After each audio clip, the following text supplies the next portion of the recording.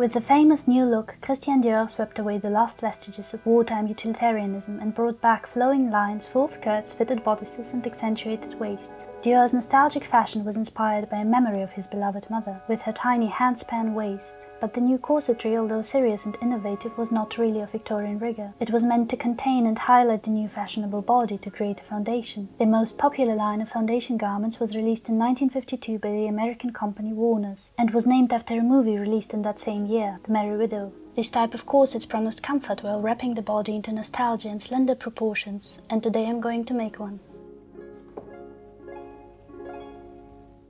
If you're new here, I'm making a wardrobe from scratch and film tutorials in case you want to sew along. This is going to be the last piece for this underwear set. I'd like to talk about corsetry in general and why I think this is an important addition to this wardrobe. Because today we mostly associate corsets with either fetishism or some sort of unexplainable self-induced pain for the sake of vanity and fashion that lies way back in the past. And to be fair, that's what we've been fed through media constantly. I'd be lying if I said this endeavor has nothing to do with my wanting to be connected to this historicized collective idea we have of a hyper femme lying around on a chaise longue eating chocolate-covered almonds all day, because that's how I partly intend to use this garment. However, this idea tends to overshadow the fact that corsetry has been an integral part of women's, and during some time periods of men's wardrobes. Working women, day-to-day wardrobes who didn't have time for such frivolities. Let's maybe start with the term, because that seems to be kind of a sore point, to me at least. Corset comes from the French corps, the body, and in the fashion world there is a general consensus to apply this term, its abbreviations, trivializations like corselet, corsage, to various types of garments with the seemingly similar function of shaping the body. However, this is a simplification. All of these garments come from different time periods and have different names. For an accurate historical perspective, it is obviously important to make those distinctions. These are stays, for example. Those were boned throughout, were extremely rigid. For quite some time they did coexist alongside corsets that were slightly less boned, and roughly during the time of the French Revolution these terms came to be used interchangeably. If you add German translations to it, it becomes even more confusing. As I am merely a fashion designer though, I reserve my right to talk in a generalized manner to be able to give a better overview. My design is mostly inspired by the Merry Widow corsets that were launched by Warner Brothers, also known as Warner's. They started out as a corset manufacturing company and have nothing to do with Warner Brothers Entertainment, as far as I can tell. But here's the debate. Those were not marketed as corsets. Earliest examples were advertised as a cinch bra, and then later as waistpiece, girdles or corselets, which makes sense since they were targeted towards a modern consumer and offered comfort instead of restraint. In regards to that, the original design had elastic panels on the sides and at the back, but they were boned, they were very tight, and they gave this historicized, corsety proportions. They were designed to reduce the waist measurements. Mad Men's costume designer famously used undergarments from that time period, and I think especially on Joan's character we can see what those did to the shape of the body. I'm not going to include elastic panels because I'm not skilled enough to work with those, and I personally don't notice any considerable difference in terms of comfort. I am, however, going to cheat and imitate this look of transparency by not lining these pieces. Another thing we tend to forget is that corsetry was intended to support the chest, the bust, even without manipulating the body necessarily, because it would evenly distribute the weight upon the upper body. I'm not talking from experience here, but from a constructing point of view, it is pretty obvious that for someone with a bigger chest, this would work much better than a bra. And suddenly it makes sense why those early examples were advertised as a cinch bra. Those strapless options were ideal for wear beneath evening gowns. And if, like me, you don't believe in the existence of strapless bras, this might be a great option for anything that warrants strapless. I'm going to add quilted foamed cups, and to complement those I will quilt these pieces as well. I already filmed a video with detailed instructions on how to construct this pattern for your own measurements in case you're interested. And the things I've adjusted since then are I straightened out the line for the top of the corset, and also made the bottom line of my corset less curvaceous into more of a continuous curved line.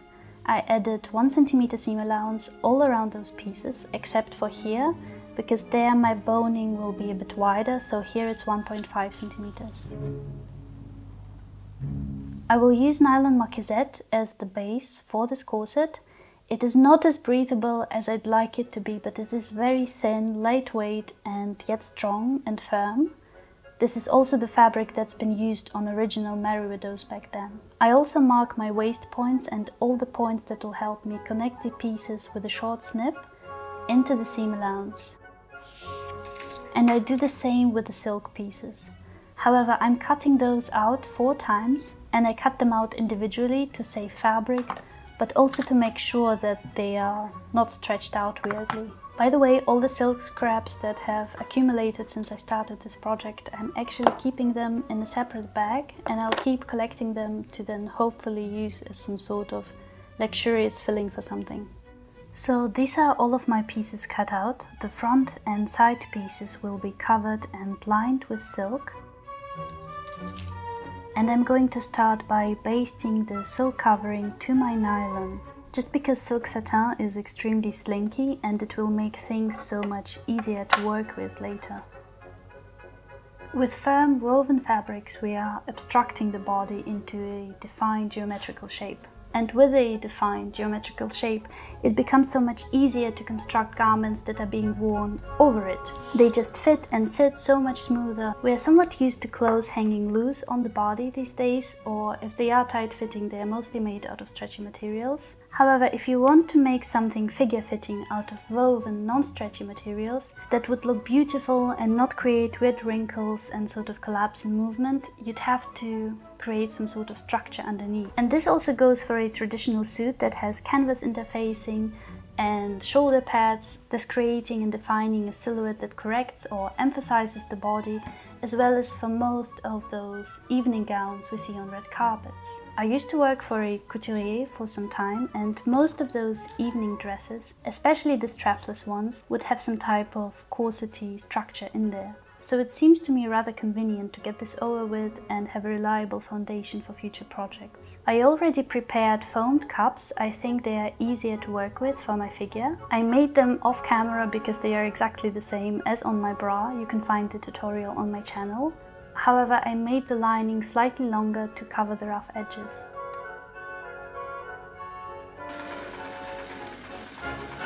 Okay, I want to quilt these pieces. I'm going to start by connecting my center front with a regular stitch.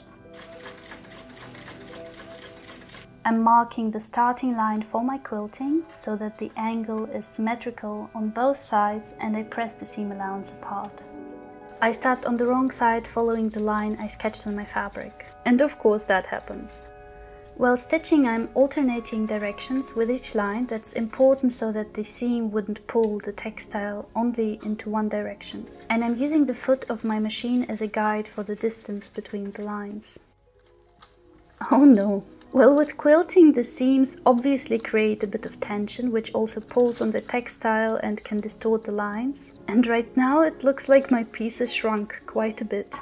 I mean, it's possible the boning will stretch it into its original width, but anyway, I'm going to connect the second pieces to my center front pieces, and I press the seam allowance to the side, to the opposite side, so that they are still free and can work as boning channels later. I mean, if I killed those two, it might shrink even more and then it wouldn't fit me. But it just looks a bit sad, and it's only this one strip of quilted fabric. Yes, I'm going to do this. And while stitching, I'm just going to really try to pull on the fabric to hopefully make it less shrinky. I'm trying to make my needle start where the other stitching stopped, and I'm using the sewing machine's foot as a guide again. And because these are so many lines, hopefully it won't be too obvious how uneven they are. And this is the fruit of my labor. Oh no, look, it even started raining. That's not a good omen. Yeah, because I wanted for the stitching to go in one continuous line, I left the threads loose and didn't close the seams with the machine, because I'm going to stitch each one of those individually to the wrong side and knot them there. Because I'm crazy, but also because I want to let the seam allowance loose to be able to create tunnels for my boning. Mind you, I still don't know if this is going to fit me, because of the quilting, these pieces are missing roughly 1 centimeter in width. And I know that's a lot of work for a maybe, but I don't know, there's something very corsety about it. It reminds me of the texture of the famous corset Jean-Paul Gaultier made for Madonna. It reminds me of this very beautiful decorative stitching and cording we can see on corsets and stays, which, by the way, cording would mean that there were actual cords inside. This would give the garment a bit more hold and was sometimes even a substitute for boning, which would make it obviously softer. And by the way, on original Merry Widows and 50 style corsets, the nylon would usually have some machine embroidered floral motifs on it, usually. Yeah, I'm not going to quilt these side pieces, that was never the plan to begin with. Since it's a corset, there will be some boning involved, but I'm not going to use any sort of fancy tunnels or bias tape for that. I'll just sew my seam allowance to the side, and I guess I also have to pull quite a bit on my fabric while doing so, to not disturb the lines even further. Usually on the originals there are extra channels for boning, but I think with the nylon marquisette and the extra layer of lining, my boning will be safe in there as is. For the front, however, I'm going to sew on a gross grain tape, and I measured the tape first and I'm securing it with a few hand stitches so that it will be actually in the center and so that it will hopefully stretch the mess to the right length. I also want to talk about women in these extreme tiny waists, because that's been part of our culture for quite some time, but in most cases that's what they were, extreme exceptions. Like I said, corsets were not only about this tight-laced silhouette, although it seems that this sensationalism is overshadowing everything else, but I think it's no coincidence that these extremes were mostly fashionable during times where composure, authority and decorum were highly valued, but that's just my hypothesis. And it's really easy to assume that they were dressed so unimaginably inconvenient and uncomfortable because they were so stupid and vain. But let's not forget that physical beauty, unfortunately, is also a currency, especially for women, and even more so back then when social fluidity was much less fluid.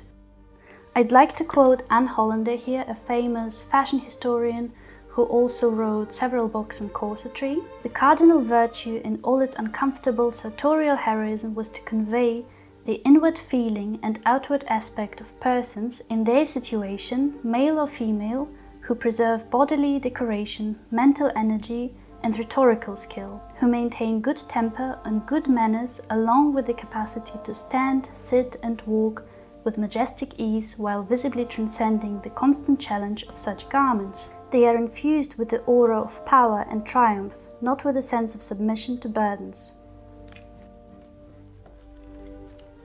I recently made a video about fashion and fetishism, but I'd also like to include here something that didn't make the cut. Joan Riviere was a British psychoanalyst. In her book Female Sexuality, she writes about womanliness as a masquerade. Her suggestion is that women who wish for masculinity may put on a mask of womanliness to avert anxiety and the retribution feared from men. Womanliness is assumed and worn as a mask, both to hide the possession of masculinity and to avert the reprisals expected if found guilty. I feel very seen by this suggestion. By the way, I don't want to kink shame anyone. Obviously, there is this whole other aspect to corsetry. So if you're interested in tight lacing and corset history in general, I can recommend this book. The author has some opinions and sprinkles them in here and there, but it's a great compilation of various health reports, advertisements, written sources, imagery from ancient Crete to the 2000s, and it's really interesting. I stitch my tunnel on both sides of the center seam, once again alternating the directions of the seam on each side.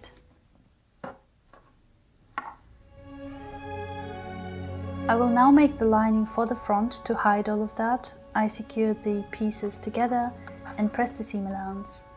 Now that I look at it with the cups, it's sort of bland. It definitely looks much better when the front is quilted as well. I need to add a waistband to this corset. Usually it's completely visible on the inside, but I'd really like to partially hide it in between the lining. I chose this pale blue because these waistbands were usually accentuated in contrasting colors, and I really like these colors together. It just looks corsety to me. I think I'm going to connect the nylon pieces to the front first. I really should have thought this through. And I'll connect the lining to the other side because I'll be able to turn it over. Okay, I have an idea. I'm going to leave it open here and pull the waistband through there. Hopefully it'll work.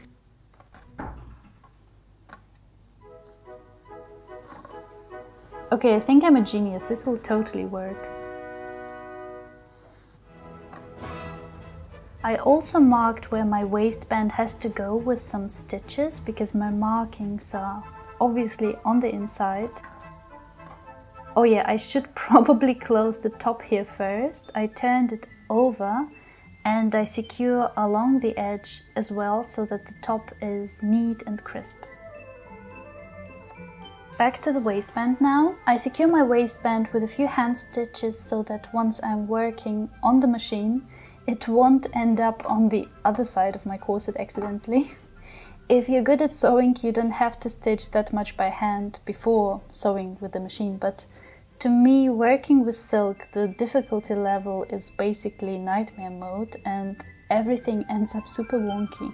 So the waistband is one of the most important ingredients here that holds all of this situation together. It is usually this gross-grain tape that is very strong, and by placing it along the boning channels, it holds all of this tension at the waist so that the fabric and the seams in this area won't stretch out and rip. And it also directs the boning into this sort of narrow silhouette. On these 50s style corsets, I've seen a few versions where the waistband is only in the rigid areas of the corset but not at the stretchy side pieces. On some though, and on mine I want to do that as well, the waistband goes all around the waist. So it also depends on your comfort level, because essentially it means you'd have this band sitting very tightly on your waist. The original cinch bras were advertised to give you a 2 to 3 inch intake on your waist, and yeah, I'm not going to do that. It kind of depends on how squishy your figure is and the proportions of your torso and your comfort levels, obviously. When constructing the pattern, I simply measured my waist really tight, and that's definitely enough for me. But all in all, these are not tight lacing corsets. They are mostly meant to accentuate the waist. But because of the waistband, they create this sort of nip at the center. I'm sewing my waistband on the machine along the tunnel stitching at the height of my markings. Now I can sew through here to create tunnels for my boning for between the nylon parts and the front pieces. And I can also close the little pockets I made for my waistband. I mean, I like the way it looks, it's just that I don't know whether it's actually going to fit me. I might have to start again. Anyway, I'm going to secure the next silk side pieces to this thing. Oh god, I forgot the lining, didn't I? Okay, I've just connected the lining to the same seam. I think I'm going to baste the closure pieces to the right pieces first. I don't know if I'll be able to fit all of that in there, but I need to because I'm basting the lining to the same seam by turning it inside out. So I'm basically connecting these 3 parts together on the wrong side. Yeah, I worked with millimeters while constructing this pattern, but now I have to get this weird blob through the machine somehow. So I can't believe it, but it actually worked. Looks pretty neat as well. Now I just double checked that my waistband length is the same as on my pattern, because you know, we're working with precision here. I really like these colors together. Okay, I just secured the waistband close to the edge of these pieces, and I can now sew through it to create more tunnels. I haven't pressed it or anything before, I'm simply stretching these pieces apart while sewing. Before I can sew in the cups, I need to sew the elastic to the top of the corset, so I'm going to secure the lining to these pieces so it won't wobble around. And I'll also stay stitch the line where the cups are going to go in eventually. Now it's pretty much business as usual. I'm using the same elastic I used for my bra. I placed it upside down on the right side and sew it on with a zigzag stitch close to the picot edge. While sewing, I'm stretching it out slightly. Then I take out the unnecessary threads and fold it over and secure it again with a zigzag stitch. I'm going to place my cups in there now. I secure those with a hand stitch first, seeing that my cup markings meet all the markings on my corset. Since you need to secure them upside down, as with the bra, I have to cut slightly into the line so that it would be able to connect smoothly, which is always super frightening to me, but you have to do it.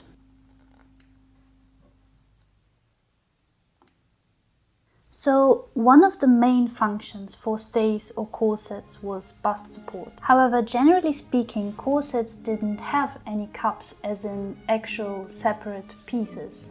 That was quite rare. For the most part, the upper body was treated as one continuous shape. Stays like these would usually push the tissue close to the chest, pressing it together and making it spill out at the top, which obviously gave support but mainly preserved this very conical silhouette. Later, especially with corsets towards the neoclassical style, we start seeing these triangular gussets at bust level, and with the basque placed at center front, it would very clearly separate and define the bobage, imitating the contours of antique statues that were very fashionable during that time. And from there on, the corset really starts to move towards an actual hourglass shape. However, it is still mostly one continuous shape until the corset becomes less and less popular at the beginning of the 20th century and drops down to the top of the waist, becoming a girdle essentially. And those styles would be worn with brassières or bust supporters separately. Warner Brothers were one of the first companies who bought an early patent for a bust holder, became very successful with that, and are the ones who introduced the ABC sizing guide for bras that we still use today. In the 50s, Warners were one of the first to merge these two entities, a corset with built-in underwire cups. These cups were usually made out of soft, unpadded nylon. At first the cups were integrated with the boning going up to the center of the cup, like on my example here, which would push the tissue upwards and separate this very iconic triangular shape. But later, towards the 60s, they actually started to make the cups softer, and the boning would eventually drop down and start at the height of the underwire. And it would usually be a half bra, kind of like what I'm doing here.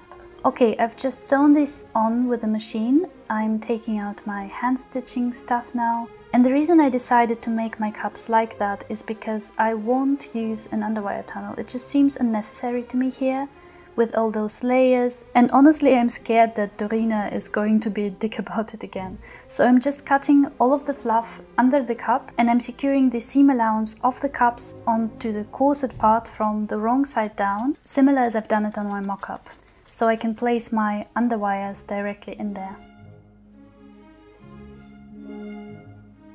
I can now also put my boning sticks inside their channels. This is what transforms this textile into a structured foundational garment. Theoretically, you could wear it without the boning, you can also wear your bra without the underwires, but these metal pieces create clear lines that help the textile to put the body into a defined geometrical shape. But I think the boning in general is also the part that is creepy to most people, because it alludes to this sort of masochistic idea of a cage that constricts the rib cage, constricts the body. And to be fair, there are some early examples, well... However, it is possible that those were used for orthopedic purposes, actually. They were presumably well padded when worn. The paucity of literary evidence indicates they were not common attire. Anything that is rigid comes with a restriction of movement. But generally speaking, all the stuff about corsets being dangerous for health has been completely blown out of proportion. To wrap up this misogynistic idea about the vanity and frivolous ways of females that are seducing and corrupting everything and everyone, including themselves. But if we look at some examples of field armor from around the same time, where the waist is being very clearly exaggerated, I think we can safely say that there were also men whose vanity and frivolous ways we tend to forget. However, since the boning is vertically placed at the core, one of my most beloved movements today is almost impossible, which is slouching. And this is one of the reasons why I actually love this garment. See, if you're out and about on a special formal occasion, having a garment that actively restricts you from slouching and gives you this very disciplined, upright posture, I think that's somewhat beneficial. Corsets for me actively demonstrate a very clear line between privacy and decorum. And although this line is being blurred today, which I'm not saying is a bad thing at all, I think it represents social fluidity, I do enjoy wearing a garment that creates this sort of literal and metaphorical barrier. Not in an Enola Holmes kind of way, but in a this is my non-slouchy decorum alter ego kind of way. Anyway, early examples of this type of garment were stiffened by means of paste on linen or cardboard. Then a strip of solid material was inserted down the front. This was known as a coche or a basque. Basques were usually made out of wood, horn, ivory or metal, and those would keep the garment and the posture really upright. Stays were boned throughout with whalebone and had this very rigid structure. Later, corsets became somewhat softer, especially during the time of the French Revolution. They were barely boned, if at all, and usually relied solely on the basque, but whalebone was still the most common material. Throughout the 19th century, steel boning was widely introduced, and this is an example by Warner Brothers. On those 50s corsets, on my original, on most corsets today, steel spiral boning is commonly used. Those are very springy yet strong, and you can buy those and adjust it to the length you need with special caps. However, plastic boning is also an alternative. I've certainly seen it used even in haute couture dresses. If your machine is willing, you can even sew those directly onto the fabric, though they are less springy, thus tend to bend and stay in weird shapes and sometimes even crack. Mine are sort of mismatched because I'm reusing those from older projects. The next step is to secure the elastic to the bottom of the corset, but because the lining is still hanging loose, I am basting these layers together. And since my pieces did get distorted a bit, I'm cutting them down slightly so that the line at center front ends in a right angle and that it's a bit smoother overall. I stitched the elastic on in exactly the same way with a zigzag stitch while evenly stretching it out. Regarding the closure, stays and corsets had been closed with lacing, usually at center back. I mean, that's the most recognizable part about corsets, heavily referenced in fashion today and often used decoratively even back then. In earlier versions in stays, the lacing would be actually threaded through with a huge sort of needle each time one would put it on. It is later that we start seeing these metal clasps, a sort of progression of a steel basque, being used in the front, roughly about the same time we see steel boning being introduced. These closures are sort of pierced through the fabric. In fact, they are still very often used in corsets today. This enables the wearer to first put the corset on and then to start lacing it tight. The laces were also threaded in differently, so one wouldn't have to take them out each time, and it also made it easier to put it on without any help. With this closure, it is also easier to tight lace the body into extremes, because with tight lacing, usually the way it's done, one puts on the corset, pulls the laces quite tight, wears it for about half an hour, and then one can pull the laces even tighter because the body adjusts to the new shape. The early Warner cinch bra was also introduced with a type of lacing in the back. However, the most popular ones were much more convenient for the modern consumer. They had either a zipper, usually in the front, or a hook and eye closure. My corset is tight, but it's obviously not figure altering. And the reason I'm using a hook and eye closure is because in my experience they are really smooth against the back, much smoother than say a zipper, because in order for it to hold you'd need a strong metal zipper. A hook and eye closure is also mostly undetectable underneath clothes. However, for some couture dresses where the waist is being exaggerated quite a bit, there is definitely some lacing action going on underneath. So it depends on what you're going for. This closure works like a standard bra closure, just slightly longer. You can usually buy those in different lengths. As with the bra, I do advise to find one that has a few rows actually, but I just wasn't able to find one that I liked because it was important to me that the hooks would be golden. I stitch it on, putting my fabric between the closure and check that it starts and ends at the same height on both sides and that it's not stretched out weirdly. And before finishing it off, I'll be able to finally see whether all of this has been done in vain. So it's been a few days, I haven't finished the closure, but I was able to try it on and it does fit me, yay! However, it's been a few days because I was debating with myself whether I should open it up again and quilt these parts as well, because it just doesn't look right. And also, since those are quite big pieces, the silk just moves too much when being worn and creates a few lines that annoy me. With quilting, the wobbliness of the silk would at least seem deliberate. But yeah, opening up would mean removing the elastics, which is always a pleasure, and I was scared to fuck it up completely and then I'd have to do the whole thing again. So really I was contemplating whether it's worth it. And yeah, I opened it up again and quilted these pieces. Luckily it all worked out and I'm so much happier with the result. I marked the closure on both sides and then closed it off with a narrow zigzag stitch on both ends. And in my opinion it wouldn't be a corset without garters, so I'm placing little loops for those. 2 in the front, 2 in the back and 2 on the sides. If you're interested on how I made these garters and the belt for those, you can find the tutorial on my channel. And I secured my little loops with a narrow zigzag stitch to the bottom of the corset. It would have been so much easier had I remembered to do it before attaching the elastic. But yeah, I opened up little pockets and pushed my little loops in there. I'm also closing off the tunnels for the underwires by hand, the same way I've done it on my bra. And I can't believe I'm saying this, but it's finished. I'm going to show it to you in the same way they were advertised.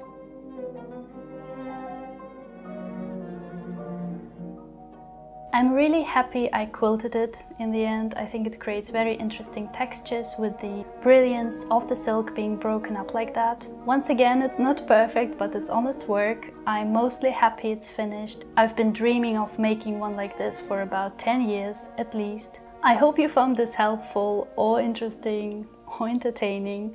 To me, the set is pretty much finished. I guess I'm going to make a roundup next. Let me know if you have any questions or suggestions, and I'm going to move on to easier projects soon. Bye! Oh no!